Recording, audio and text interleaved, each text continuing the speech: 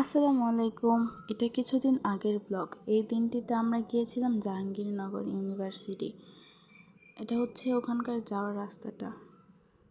আমরা গিয়েছিলাম সেদিন ঘুরতে। এটা অনেক দিন আগেরই ব্লগ, আমার এডিট করা হয়নি, ভাবলাম আজকে এডিট করে দেই। এই যে আমরা এখানে পৌঁছে গিয়েছিলাম আর আপুরা এখানে কিছু পিকচার তুলে নিচ্ছিল।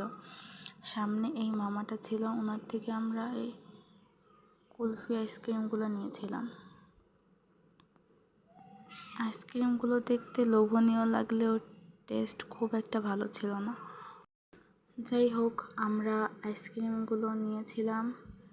আইসক্রিম খাওয়া শেষ করে আশেপাশের জায়গাগুলো একটু ভিউ এনজয় করলাম। জায়গাটা খুব সুন্দর, তাই না?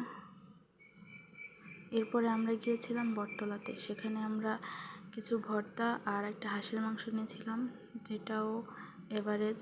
তারপর বিকেলের টাইমে আমরা এই ফুচকাগুলো খেয়েছিলাম, এগুলোর টেস্টটা ভালো ছিল। এরপরে আমরা বাসায় চলে গিয়েছিলাম। আজকের ব্লগটা কেমন হয়েছে জানাতে ভুলবেন না।